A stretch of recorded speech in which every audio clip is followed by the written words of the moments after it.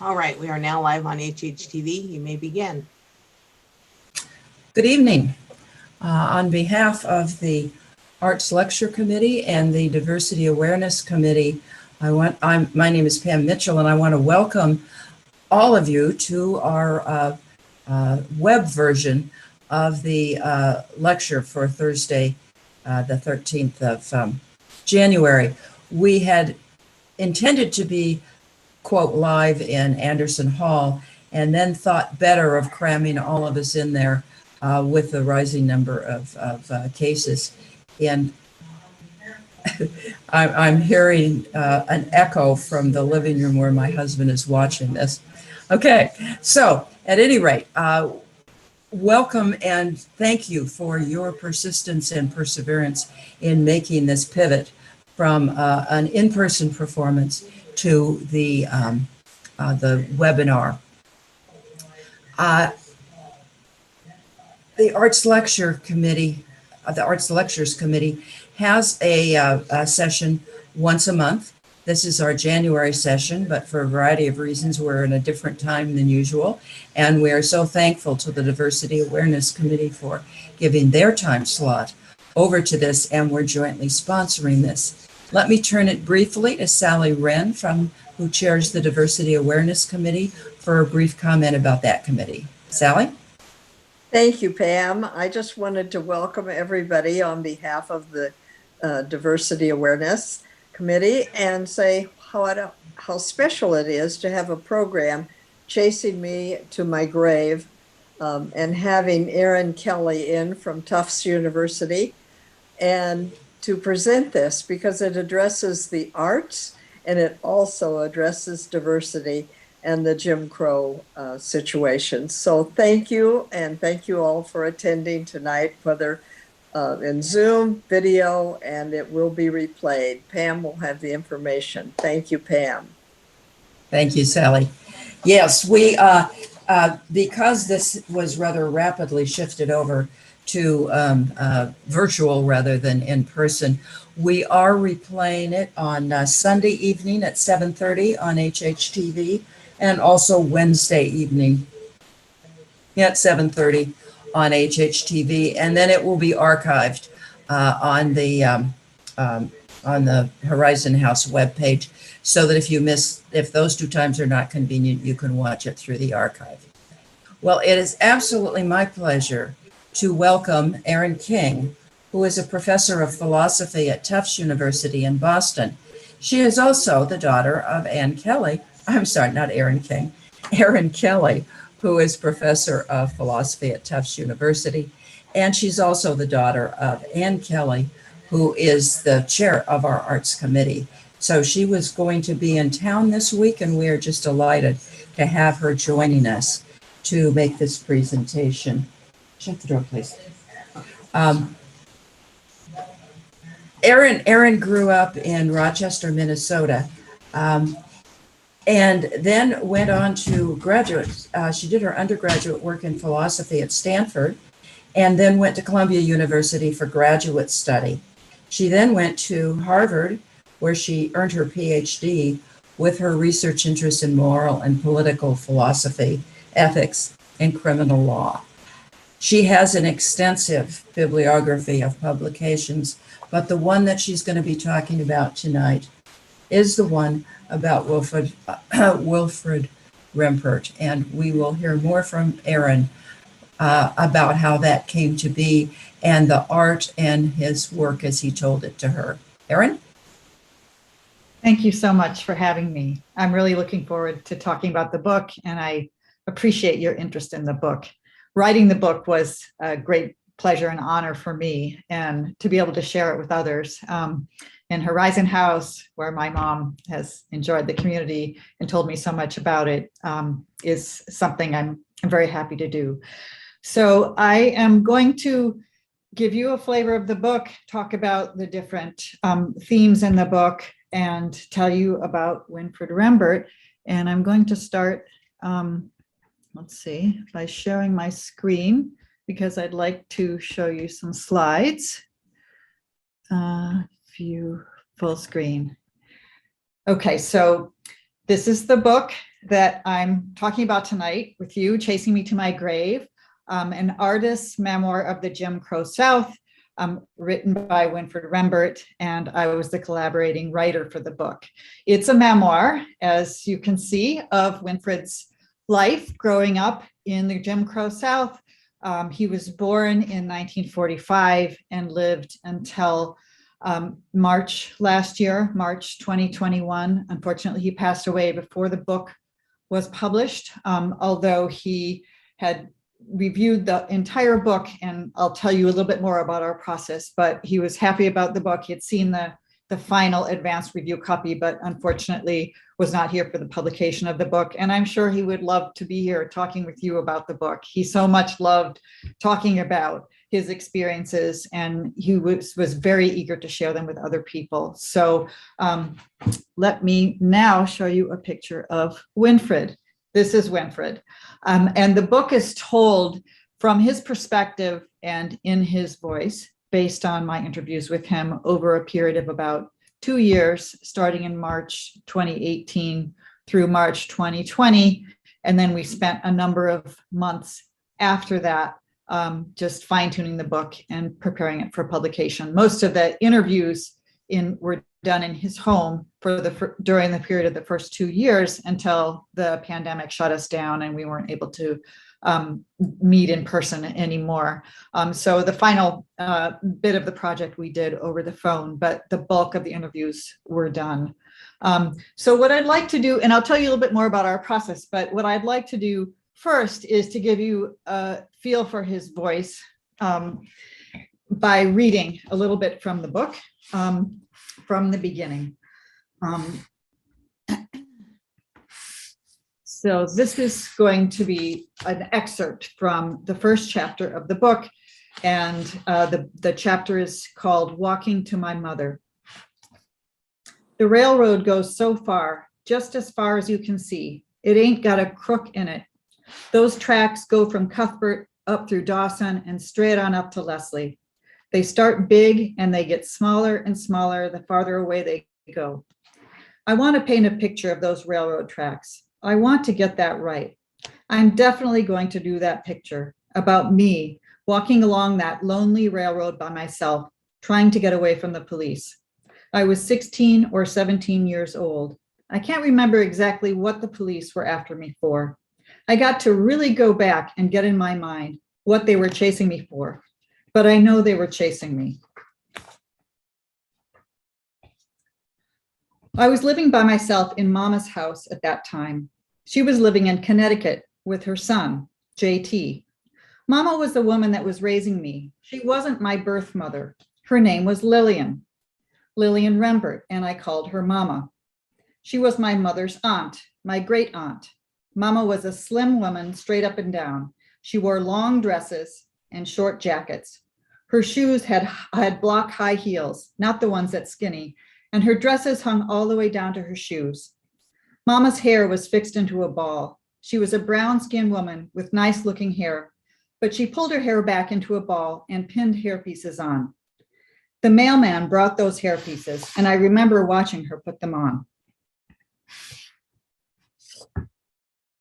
Back then, I always stayed alert. I was doing a lot of crazy things and running away from the cops. Mama thought I was going to get killed. Things were just going all crazy, and I didn't have a clear view of what was happening around me. Even when I was asleep, if I heard the least little noise, I'd wake up to see what it is. It was early in the morning, before daylight. I heard car doors shutting, and I struggled to peep out of the window. I couldn't see a whole lot, but I could see enough to tell that it was an official's car with the sheriff's sign on the side of it. They kicked the door in and were calling my name. Winfred, where are you, boy? Like I was going to answer them. I thought that was funny. I don't know what made them think I was going to answer. I knew I couldn't laugh out loud, but deep down inside, I was laughing, even though I was also scared. I couldn't run out of the house because they were right there. I looked at the hole in the mattress. When Mama would make up the bed, she would stick her hand in that hole and fluff up the mattress. I put my arm in that hole, and when I did that, I tore the mattress. So I jumped inside that cotton, dug in, and pulled the cover all the way over. I was inside that thick mattress. The police were walking around with their flashlights shining. There was no power since I was living there by myself, and I didn't care nothing about no electricity. There were no lights on, and that saved me. As soon as the police left the house, I ran down through the woods to the railroad a half-mile away. I figured no one was looking for me there. I ran down the hill to the railroad fast.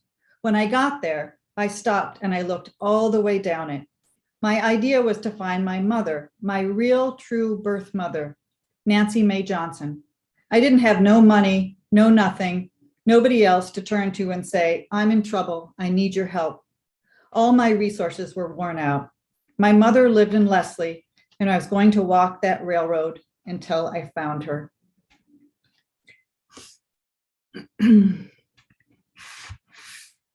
I never tried to paint that journey looking for my mother, but I've always pictured it in my mind, not just every now and then, but frequently in my life as I go along from day to day. I didn't want to touch it until I felt like I could really do a good job. I want that railroad to be just like it was when I stepped on it and looked down it. For some reason, even now, I never thought that I could get it right. I don't know if I could sit down and put it together like it really was. I want to do it on paper first. If I draw on a sheet of paper the actual size of the painting, I could try to get it exactly right before I put it on leather. I may have to do 5 or 6 drawings before I pick the right one for the final cut. I don't think I could sit down and go from beginning to end like that, but I think I could start. All right, so that's an excerpt from chapter 1. Winfred did paint the painting that he was describing in the first chapter of the book, which was a great accomplishment during the period of time that he was working on the book with me. And I'll come back to that in a few minutes. The theme of his search for his mother is one of the themes of the book. And it was a very interesting theme to hear him think about and talk about as he recited other important events in his life and would return to the importance of reflecting on his family and in particular his mother and the pain of her having relinquished him when he was a child and wanting somehow to earn her love or to discover it. Now, what I've shown you, the pictures that I've shown you are all paintings on leather. They are, let me show you an example of a sheet of leather that Winfred uses as the basis of his paintings. So he takes just like a cowhide, piece of leather that you might make leather goods out of, like a purse or something like that. He buys a big sheet of leather and he carves on the leather with a knife and different tooling instruments to give it texture. And then he dyes it. So he uses all kinds of different tools. If you look at this, you can see, the different lines and the dots and all of the detail are scratched into the leather using different tools to shape it and give it texture and to create the scene that he wants to paint. And then, as I just mentioned, the painting is done with dye that's like shoe dye, and it creates very vibrant, bright colors, which Winfred loved. Most of his paintings, as you'll see, are very, very colorful. So here's the painting that you just saw carved on leather, now having been dyed. This is called All Me. It's a painting of prisoners coming from Winfred's own experience of having been incarcerated in Georgia for 7 years. And he spent most of those 7 years on chain gangs, which were incredibly brutal forms of punishment that were used in Georgia at the time and had been throughout the early 20th century. They did a lot of very difficult work, digging ditches, cracking rocks, all day long, 24/7, 12 months a year, under all kinds of difficult conditions, all kinds of weather. And this theme of prisoners reflecting on his own life experience was one of the artistic themes that he pursued. And this was the first painting that I ever saw of Winfred's work. I came across it by chance online. I was writing a book about criminal justice, and I became very interested in this painting about prisoners and was curious about the story behind the painting. I wanted to know more about the artist and about why he was painting prisoners. And I read about him and watched a documentary about him, and found that he lived in New Haven, Connecticut, which isn't far from where I live in Boston. And I happened to be driving from New York to Boston on a certain day, and knew that I would be doing that, and arranged to stop in New Haven to visit him. And I asked him if I could interview him about his experience. I told him I was writing a book about criminal justice, and I would be very interested in his own thoughts about the criminal justice system. And we talked a bit about this painting, and about his experience in the criminal justice system. And he had a lot of interesting things to say. About this painting, I'll share with you a few thoughts that are developed in the book, that to give you a sense of his perspective on this painting and the meaning of it. So as I said, it's called All Me. And he explained that the chain gang was so difficult that he had to be more than one person in himself in order to survive what was happening there, to survive some of the brutality and the inhumanity of this form of incarceration and punishment that he was going through.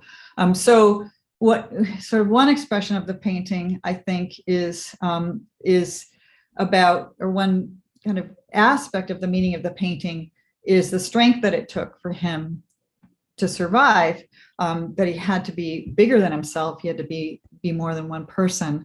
I think the fragmentation of one person into many also gives expression to the psychological trauma that his experience on the chain gang unfortunately inflicted on him. So there were times when his sense of sanity was really challenged by the abuse that he was undergoing on these chain gangs. Not only was the work terrible, but any kind of resistance or insubordination, or the appearance of that, or the sense of not working hard enough, could land you in the sweat box, which was a form of torture used to break the prisoners down psychologically. They were forced to stand in a small wooden box that wasn't high enough to completely stand up in, but also was not big enough to sit down in. And it was hot in the summer, it was cold in the winter, and they were forced to stand there for sometimes 3 or 4 days at a time. And Winfred talks about the psychological challenge of this and the importance to him of finding a way to resist what was happening in order to keep his sanity, which he did by refusing to eat and drink and to gain some sense of control over what his own experience was in that sweat box. So I think this painting also gives expression to that sense of psychological fragility, the threat to one's sanity, the kind of fragmentation, psychological fragmentation, which can be, we might connect with the trauma that he suffered. He also said that he had to take on a lot of different roles in prison in order to survive. And he didn't want to be any of those people. He didn't want to be tough and fight other prisoners and act like, somebody who was willing to do violence to others in order to defend himself. But he had to be someone. He didn't want to be any of these people he was forced to be in order to survive. So he decided to be all of them. So there's another layer of kind of all me. as represented in this painting. And I think finally it conveys in maybe a strange way a sense of community, that his own experience was not only his own experience is represented in this painting, but all of the other prisoners as well. And it was an important, one of Winfred's dreams for the book, and his sense of the importance of writing the book was that it would give expression to the experience of other people who had been through the kind of mistreatment that he was forced to endure in Georgia between 1945 and 1974 when he was released from prison. He was in prison from 1967 until 1974, and actually in jail 2 years before he was sentenced to the chain gang. So a total of about 10 years. So this sense of being, wanting to tell a story about what people had been through, not just himself, but other people, was a sort of big theme and motivator for the book. So Winfred told me about his experience in prison. We talked about the painting.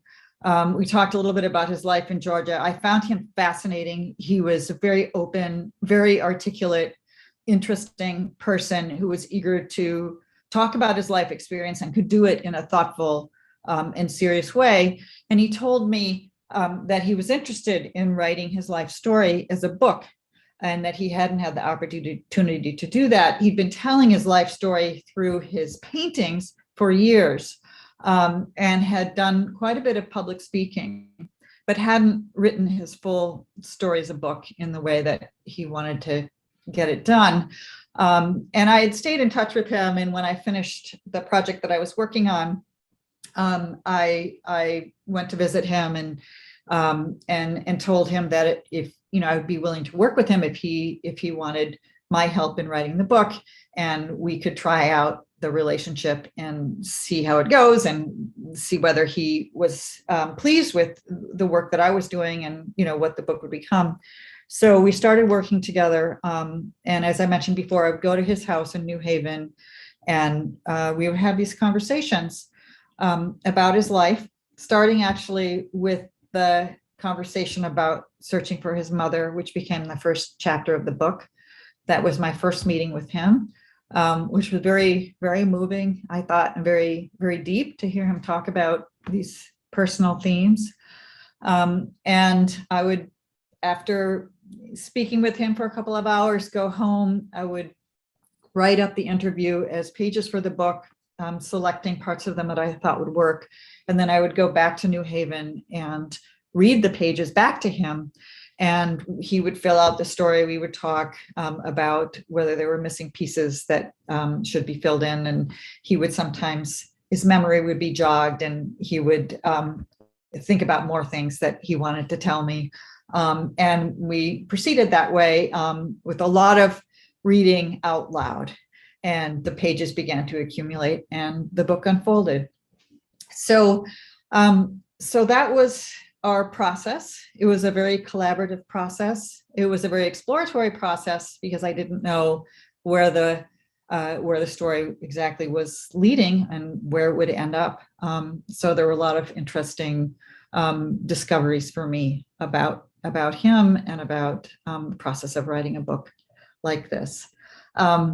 So after the conversation we had about his search for his mother and his mother's love, we returned to his childhood, and he talked more about his early life. He lived outside of Cuthbert, Georgia, which is in southwest Georgia. It's a very small town in southwest Georgia, and he was living on a cotton plantation with his great aunt in a little house. They were tenant farmers on this large cotton plantation where they worked in the fields. And Winfred was taken out to the fields with his great aunt, whom he called Mama. And you can see in this painting that he's there on her cotton sack. He's the small boy sitting on the cotton sack in the center bottom of the painting. So he says some of his first memories were of the cotton fields. In fact, he opened his eyes to cotton. That was his first visual memory, was this field of white cotton like a sheet stretching out. And there was something beautiful about it, although it didn't feel beautiful for very long, he said, once you're out there working in it. Here he was, of course, too young to work, but he was pulled along by his mama as she was picking cotton, and spent the day in the fields with her. Here's another scene from the cotton fields when Winfred's wife, Patsy, who's also from rural Georgia, saw this painting. She fell in love with it. And she told me this was her favorite painting because it captured a scene that was so familiar in her life as well. So it was just a scene of the field workers having lunch next to the field. Actually, it's called dinner time in the cotton field. And Patsy said that could have been out of her life as well. A lot of people, a lot of Black Americans in that part of the South spent time picking cotton. He painted a lot of different versions of these cotton field paintings, many of them just using these incredibly vibrant colors. They have a sense of abstraction, but they're about something very personal and memorable and difficult. This experience of working in the cotton fields. Another example of kind of his sense of musicality and rhythm and almost playfulness, which is remarkable considering the difficulty of the experiences that he's representing here in this kind of beautiful way, inviting anyone to come and learn about life in the South, and to contemplate and think about the stories behind these paintings. This painting is called From Caint to Caint. You can't see when you get into the field and you can't see when you leave. It's dark. That's a long day, he said. From Caint to Caint.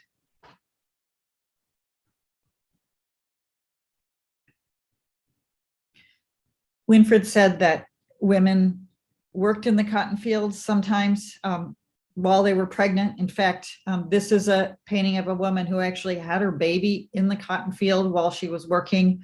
And he said that she went back to work after giving birth to the baby right then and there because she was afraid of what the white man would think about her if she stopped working. It's just sort of mind-boggling what people went through, and the suffering that they felt that they had to endure in order to do the work that was required of them.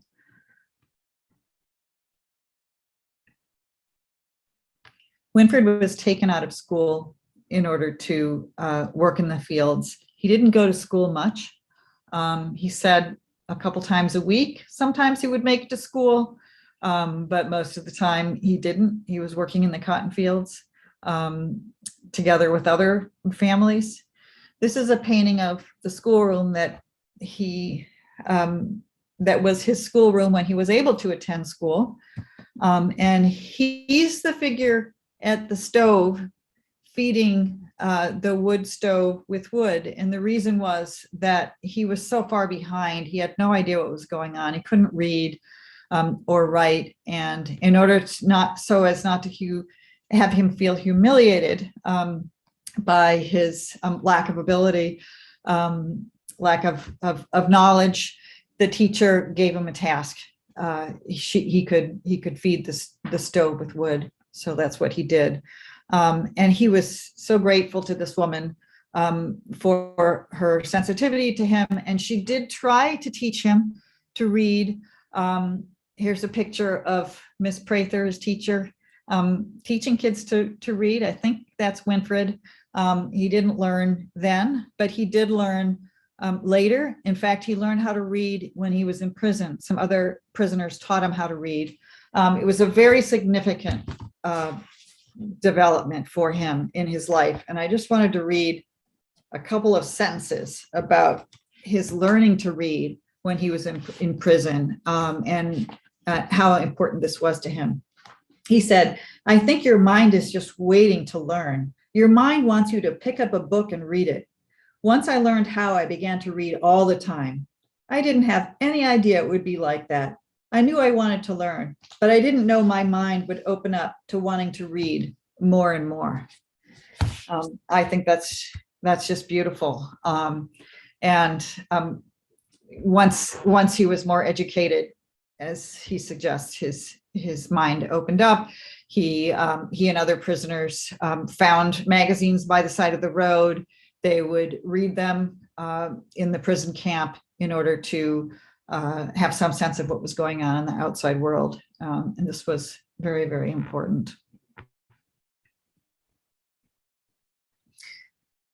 Winfred's mama, with whom he'd been living out on the plantation, eventually was able to move into town. Her son built her a house, and she and Winfred moved into Cuthbert, Georgia. She was still working in the cotton fields and took Winfred with her. It was so miserable, he decided he was not going to do it anymore, and he ran away from home. He ran down to Hamilton Avenue, which is the Black neighborhood in Cuthbert, Georgia, and this is a painting of Hamilton Avenue. And when Winfred got there, he discovered this Black community of people doing all kinds of interesting things. He didn't know Black folks had businesses. There were juke joints, there were pool halls, there were shops, and he began to meet people and to discover life outside the cotton field. And it was a very joyous eventuality for him. He began to visit the pool halls and juke joints. Here's one of the establishments where people would dance, they would eat, they would play pool. Winfred met people, and this was just electrifying for him. And I think you get some sense of that just from the how vibrant the painting is and how joyous the dancing is. This is a painting called The Dirty Spoon Cafe, which was actually purchased by the High Museum in Atlanta. It's currently in the High Museum. I'll read you just a couple of sentences about the Dirty Spoon Cafe, which was one of Winfred's favorites. He said, "The Dirty Spoon Cafe was a juke joint for adults. They wouldn't let kids in there. I guess they kept more rules and regulations than anybody else. I would look in the window, though, to see all the people in their fancy dress. The best dressed person was a man called Egg. Egg was an excellent dancer. He was disabled, but he could dance. He used to swing those girls, and I was standing there in the window looking at him do it. I learned how to swing dance watching Egg through the window.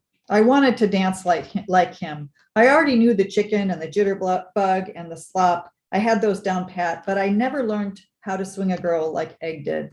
He was swinging those girls, and he could spin and be on time, catch them and pick them up. It was just a great thing to watch." So that's the Dirty Spoon. Winfred also met other kids, and here's a swimming hole where they would go sometimes spend the day, swim, fish, and all this was a source of great joy to Winfred. He got a job in Jeff's Cafe, where he worked in the pool room and collected the balls and racked them up and managed, helped Jeff to run the pool room. And it was here that Winfred began to develop a political consciousness. This was the early 60s, and the civil rights movement had begun to reach this part of Georgia. Student nonviolent SNCC, Student Nonviolent Coordinating Committee, came to teach people about the civil rights movement and how to demonstrate and to utilize the method of nonviolence as a form of political protest. And Winfred began to learn about what was going on in the civil rights movement in Georgia. They talked about Albany. They talked about Americus, Georgia, which was not far away from Cuthbert. And Winfred decided to get involved in the civil rights movement and to attend some of the protests. Americus was, Winfred said, a very tough, a tough place to demonstrate. He said, and this is just a couple sentences from the book about Americus, they had this terrible sheriff named Fred Chappell. He was a mean monster. He was above the law. He was the law. Sam Mahone was a high school student at the time. One day, when he was 17 years old, he took 10 people down to the courthouse. Sam was standing across the hallway from the registrar's office, waiting until each person had a chance to register, when Sheriff Chappell attacked him from behind. I didn't hear him coming or anything. He knocked me down literally with a fist to the back of my neck. I immediately curled into a fetal position, as we were trained to do, to protect our most vulnerable parts, like our head and our midsection, and he commenced kicking me. People who witnessed what the sheriff did would go back and tell others what had happened. Some people who were standing in line even left the courthouse without registering. As Sam tells it, there was intimidation from the moment you walked into the courthouse, not just from the sheriff, but all the whites who held office there. They were just menacing people who came in there. They did not want Black people to vote. So this was a very difficult situation to get involved in as a political protester. Winfred decided to take the risk. He joined the movement. He went to Americus, where he participated in a couple of demonstrations. One of the demonstrations turned violent, and Winfred had to flee. The violence and was being chased by a couple of men with shotguns. He saw a car with the keys in it. He stole the car and drove back to Cuthbert in order to escape, and was later arrested in Cuthbert. And this is this was his entrance into the criminal justice system, and what led him down the path to the chain gang. He was put in jail for about over a year, almost 2 years, no charges. He got frustrated. He plugged the John in his cell and flooded it.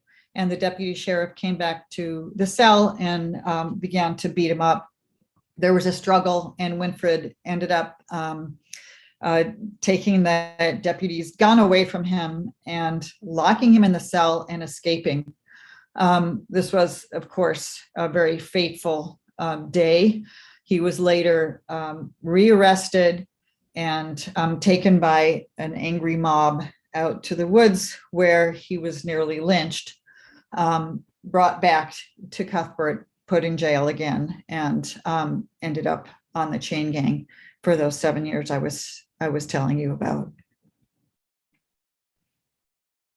These are some more pictures of the chain gang, the kind of work that they were doing, which Winfred presents in this incredibly artistic way.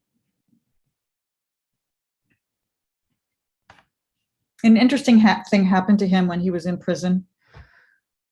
He got to know this prisoner who was tooling leather in his cell. His name was TJ the Tooler, at least that's what Winfred called him. And Winfred was interested in learning about this craft, and TJ taught him how to tool leather. They would make little billfolds and wallets and purses, and sometimes sell them to people that visited the prison. But this was the beginning, unbeknownst to Winfred at the time, of what would become the medium of his artwork, and was the moment at which he began to develop these skills that became so important for his artwork at a later time. Another interesting, very fortunate thing happened to Winfred when he was in prison, which was that he met his future wife, Patsy, who I mentioned a few minutes ago. He was working by the side of the road, and he met Patsy, and later discovered where she lived because he was building a bridge near her house. And this is what Winfred looked like, in at least his imagination, at the time he met Patsy.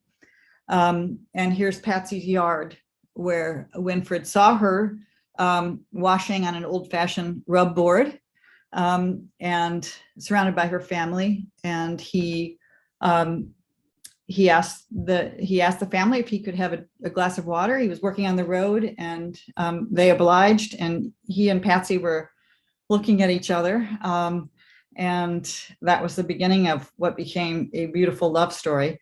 She waited for him for years. I think it was 4 years that she waited for him, until he was released from prison. They wrote many letters back and forth, some very moving, intimate letters. A couple of them are published in the book. And Patsy would visit him in the chain gang, prison camp. And eventually, he was, to his surprise, released after 7 years, even though he had been sentenced by the judge in Cuthbert to 27 years. This is a picture of Winfred and Patsy just after he was released from prison and before they got married. They got married shortly after he was released from prison, just a few months later, and they're standing on the road outside of Patsy's house just before their wedding day. Patsy was instrumental in Winfred becoming an artist. He would tell these stories about people that he remembered from Cuthbert, Georgia, people who were kind to him, people who helped him when he was a boy, the different colorful figures, such as the one that I mentioned to you a few minutes ago in the juke joints and pool halls. And Patsy felt that Winfred's life experience and personal stories were important, that they should be part of a record. There should be a record of these stories. And she got the idea that he could tell these stories on leather. He could use his leather tooling skills, not just to make purses and wallets, but works of art that would tell his life story. And so he decided to try it, to follow her advice. And he began to tool and carve, beginning with some of the themes that I've shared with you already, the cotton fields, the juke joints, people that he knew in Cuthbert. And then over time began to tell some of the more traumatic aspects of his life story, including the near lynching that I mentioned to you earlier, and some of the suffering in prison that he underwent. This was a very difficult process for him. Sometimes creating these paintings would bring the trauma up, and he would have trouble sleeping at night. He said that he would wake up in the middle of the night after having nightmares that he was being chased by the police for things that he did or for the things that they thought he had done. And he said that, and he would literally wake up fighting. And sometimes he'd fall out of bed. He was fighting so hard. So he was obviously suffering from some trauma, and the artwork was a way both to kind of work out the trauma and give expression to it, but also was something that stirred it up. And the reason we decided to, I was going to tell you about this. This is one of the paintings that he did about a lynching. There was a 3-panel work that he did, a triptych about a lynching that was the triptych was purchased by Yale University, who gave him his first kind of big art show after having discovered him in New Haven. And this is the 3rd panel of the triptych, where the bodies are buried in graves, and he added an extra grave because he said you might as well bury humanity as well. So these, obviously the subject of his work is very serious and difficult and very, very personal. And we decided to call the book Chasing Me to My Grave as a reference to these nightmares that he had that reflected the experience of the Jim Crow South and its psychological scars that it left upon him.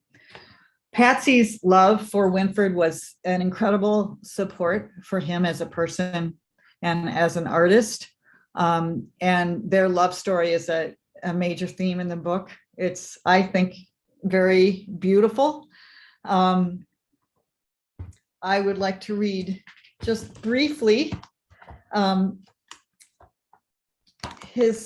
few of his thoughts about her from the last part of the book, and this will lead us back to the theme also of his mother that we opened with.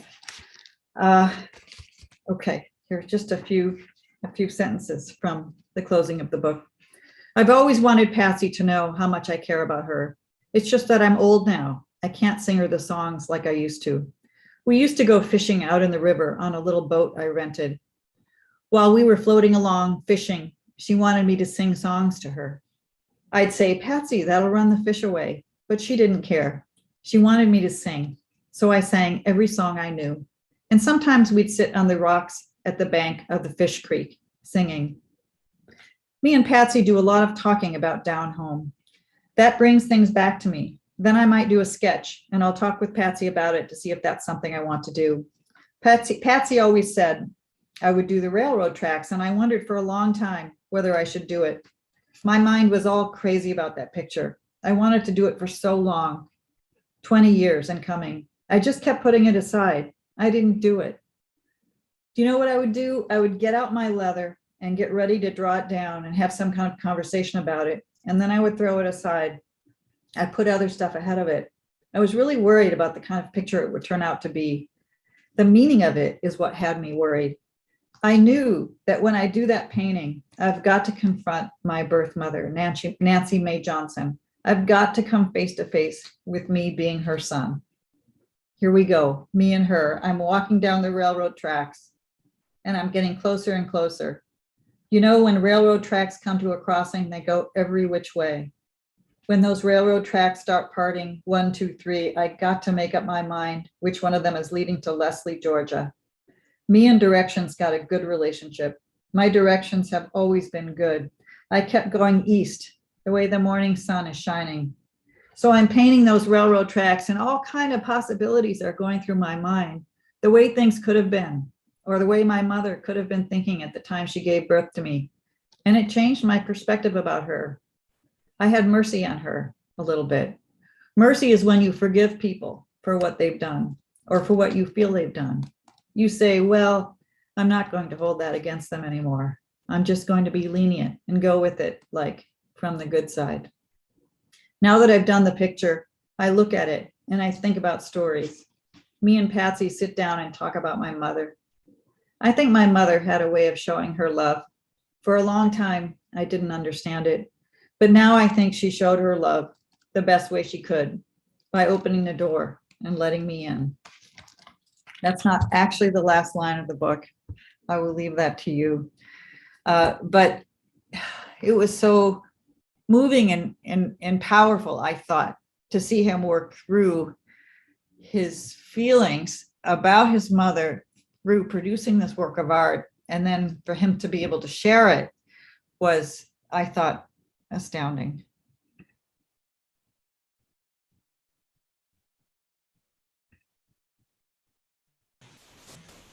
Winfred and Patsy. And I'll leave you with this picture of Winfred, who had a wicked sense of humor, as well as a very serious mind. All right, I will stop there. Thank you so much. That I have tears in my eyes. That is just beautiful. We have some time, and so if people are on YouTube or on the Zoom webinar, there's several ways you can ask questions. There's a chat box, and I will be keeping an eye on that.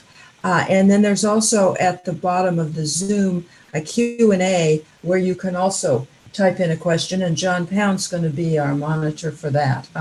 So while we're waiting for people, Erin, this is Pam. I have a question about, did he ever have any formal art experience? I keep seeing Jacob Lawrence in those incredible colors.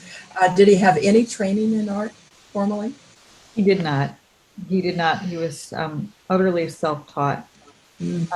It's interesting that you make the comparison with Jacob Lawrence, because the way I discovered Rembert was that I was Googling Jacob Lawrence paintings, and one of Winfred's paintings popped up, the one that I showed you. So there's a resonance there for sure, Yeah. but it's not through his education in any formal way about art. He had some very close friends in Hamden, Connecticut, which is right next to New Haven, Bill and Sharon McLean, and they own an antiquarian bookshop. In the bookshop, they had a number of books about artists. And when Winfred was interested in, trying his luck and skill as an artist, he asked to look at some of the books and, thumb through them, and said, apparently, I don't see anything there that I couldn't do, and decided to make a painting to give to his friend Phil McLean for Christmas that year, and that was the beginning of it. So that was pretty much it, looking at some art books to get a sense of what other artists had done was something that he did only in a very cursory way. But he didn't have any formal education in art or in college or in high school. This is John with a follow-up question to that. Did you have the opportunity to see him do any of his paintings? I did. I asked him to demonstrate because, of course, I wanted to write about it, and I wanted to include some descriptions of his art making in the book. So I asked him to work on one of the pieces that he was working on and to talk about what he was doing. And so he spread this sheet of leather out on a desk in a studio and spray it with water to kind of make it more supple. And then he would carve it with these different tools. And he was incredibly skilled. Like, he could just create, a face and shape it and give it expression in, just like so seemingly easily. And sometimes he would start kind of at one corner and he would just begin to fill it in and go across the canvas. That took longer than what I was able to witness, but I did see him working on his canvases and using the tools. And he talked about the process and the pleasure he took in the process. I think Sally has a question, but you'll have to unmute, Sally. I wanted to know what size his paintings were. Were they large or various? They're various. You can't really get a sense from the book really of how large some of these pieces are. Some of them are probably 3 feet by 4.5 feet.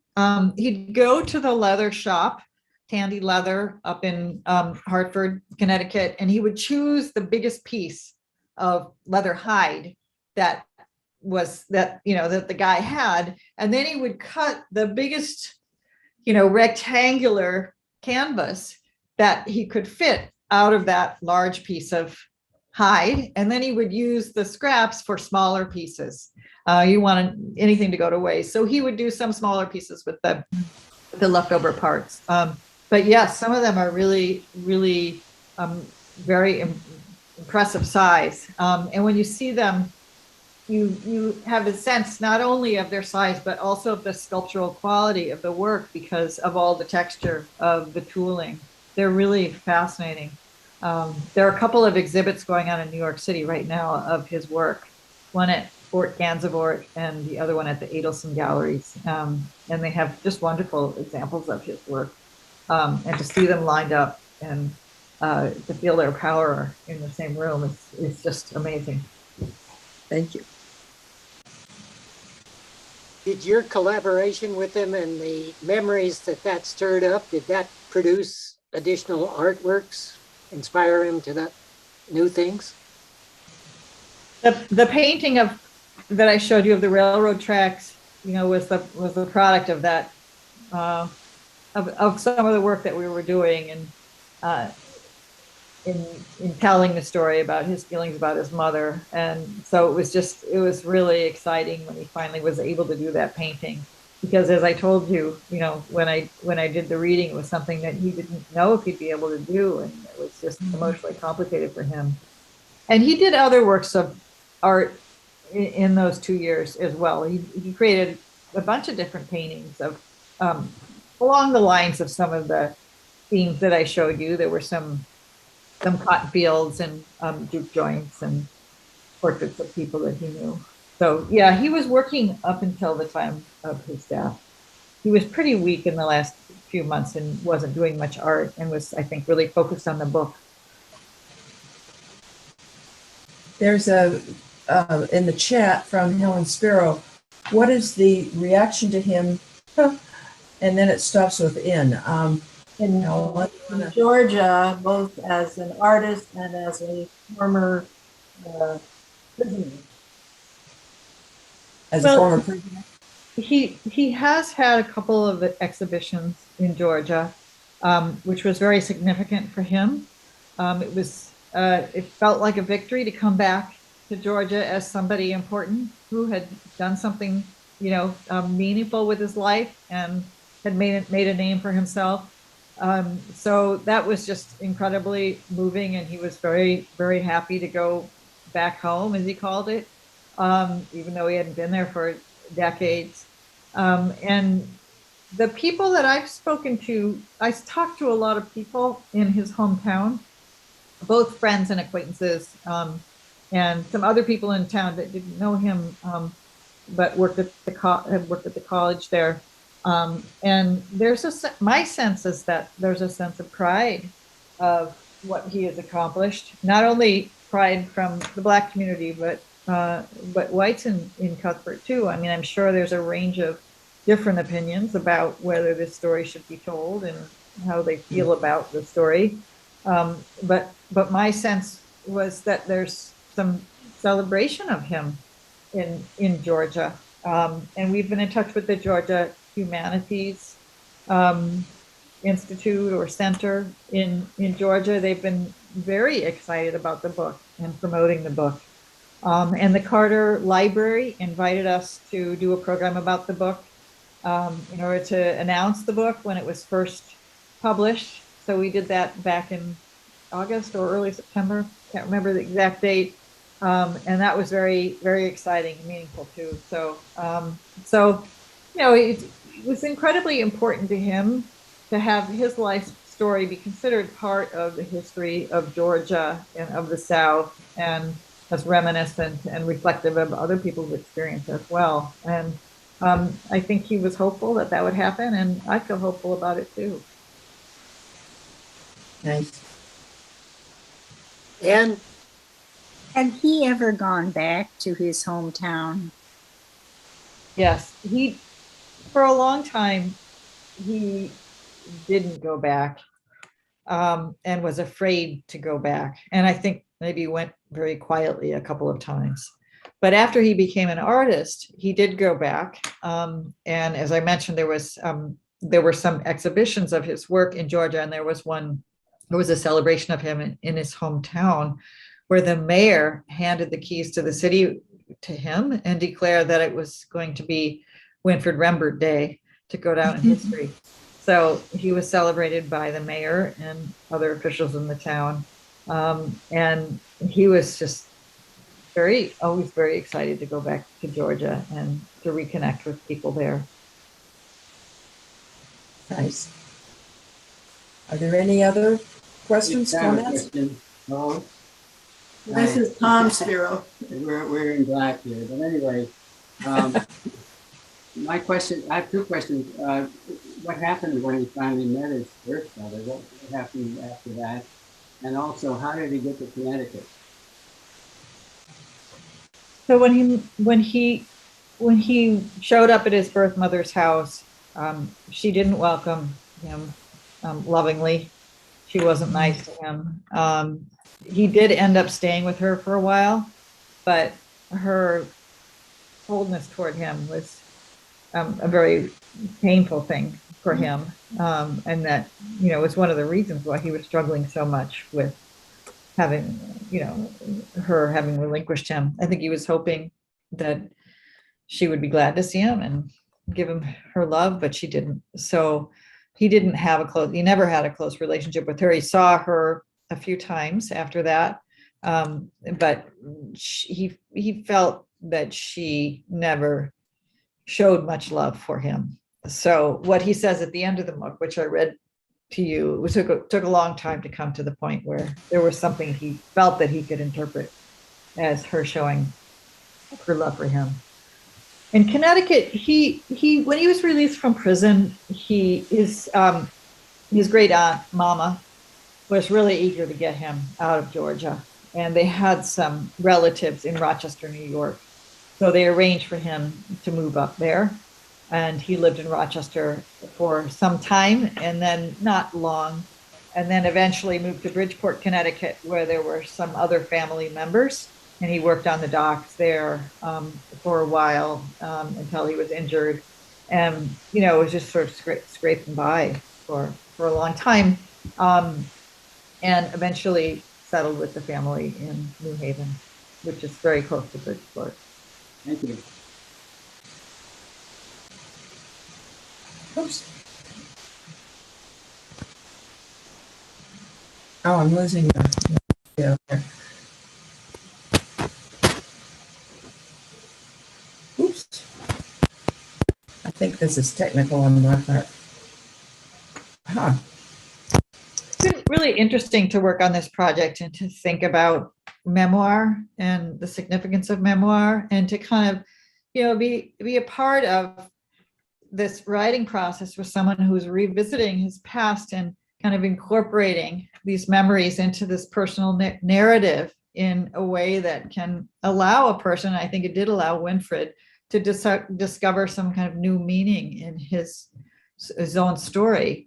So I'm very interested in sort of this way of achieving a sense of one's own personhood and meaningfulness in one's life through retelling of an experience. And I of all these experiences from different times in his life. And I think this the constructing a self, through this narrative retelling of one's personal experiences was maybe especially important for somebody like Winfred, who, suffered from trauma and also who had to do time in prison, which is really, you lose time, you're doing time as punishment. And so how do you sort of recover lost time into a sense of, your life as a whole when it's been so disrupted?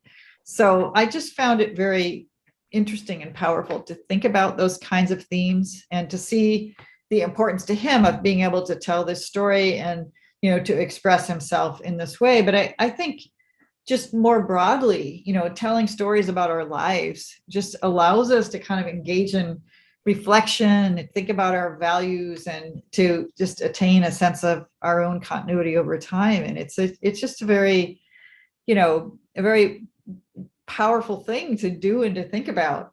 So I found that very illuminating. Did they have any children? They had 8 children. Yes. Oh my They had goodness. many children, and they ended up with other kids from the neighborhood in their house. They were an intact family, unlike some other families in their neighborhood. And when they found out that Winfred was, this involved father and that there were all these kids in the house, they somehow acquired more. So yeah, there were a lot of children in their lives, and they, the kids are mostly all in the New Haven area now, and supporting their mom and very involved. What a legacy. Yeah. Yeah. Well, One of Winfred's sons, Mitchell Rembert, learned some of these leather tooling skills and is developing himself as an artist. And one of the exhibitions that I mentioned in New York that's going on right now is called Father and Son, and it shows Winfred's work together with Mitchell's work, and it's just a great thing. That's happening now. I think the exhibit is still on, or maybe it just came down, but if you looked online at the Adelson galleries, you could see some examples of Mitchell's work as well as Winfred's. So yes, the Rembert Thank you. legacy continues. Well, Erin, I'm afraid our time is up. Thank you so much. This has just been wonderful. And as I said earlier, it will be replayed on Sunday and the following Wednesday at 7:30 p.m. for anybody who missed any of it. Will you be around for here at Horizon House for a little while if people run into you and have more questions? I'll be around this weekend. I'm leaving to go back to Boston on Sunday. So yeah, Okay, maybe I'll very run good. into some of you downstairs. Yes, hopefully we will. All right. Thank you again so much. Thank you Thank so you much very for having much. me and Yes. for listening. I Thank you. appreciate it.